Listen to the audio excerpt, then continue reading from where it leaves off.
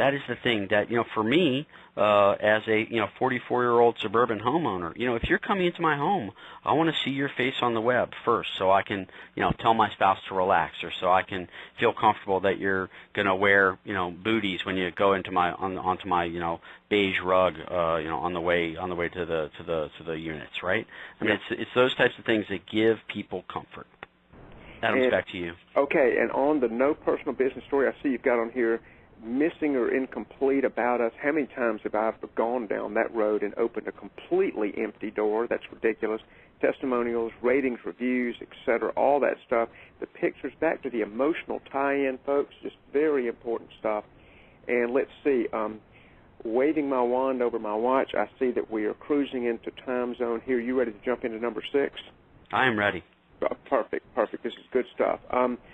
Not promoting your site offline. Very interesting marriage between the on and off. People sometimes consider the web world an entirely different domain, or even an island, if you will. It's not passive. Your site, you're not the only one out there anymore. You have to integrate this stuff. You need to promote your URL just like you would your phone number and your business name. And, I hope that that's what people are doing, but, sadly, we don't see it as much as we should.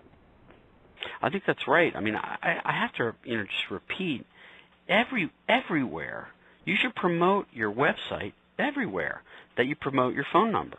And in some cases, even places where you don't promote your phone number. But the point here is that on your service vehicles, in your ads, whether they're Yellow Pages or newspaper or display ads for online, if you're using radio, TV, and billboards, of course. But even the little things, your signage, your business cards, your door hangers, your invoices. Everywhere you should have your web address, and because it builds that whole credibility factor. At the end of the day, if I'm driving next to a van, what am I going to remember? Their telephone number or BryAnsHVAC.com? I'm not going to remember 301-263-7201. No way. Exactly, but you'd remember Brian's HVAC or RightNowCooling.com. Yeah. That's exactly right. But getting this connection between the offline promotion and the online promotion is super key. Look, people are going to the web first to consider which contractor they're going to pick in the world. Adams, in your seminar earlier, you said earlier in this seminar you said 64% of home service purchases begin online, and I know that that's true. We've seen this on the rise, for years. You've got to be out in front and make sure that website is everywhere. Okay.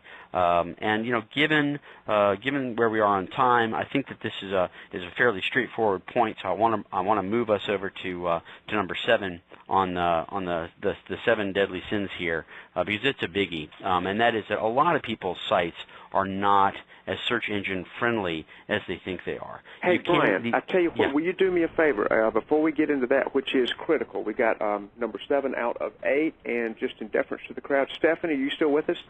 I am. Would you please tell the coaching members how to get a question in, and then I'm going to let Brian go over number 7, and as they come in, if you'll just hold that cue, we'll answer them. Okay, at this time, to join the question queue, please press the number 1 on your touch-tone phone one time. Be sure to press the number 1 only once. If you press it more than once, you will remove yourself from the question queue. And we all know how painful that can be. Oh, that removal. Yeah. Oh, that smarts when you do that. Anyway, okay, back to number 7, Brian. Jump on in there. Sure. So I want to be very clear.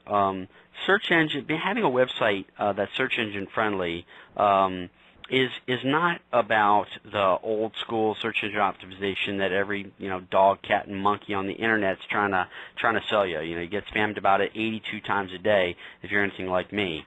But what it is about is just really foundational web design and web marketing steps that you've got to make sure don't hold you back from being easily found and indexed by search engines. And the key here is that the search engines, the search protocols, the way that they do searches, the criteria that they use to match up your website with a user search, those change from time to time.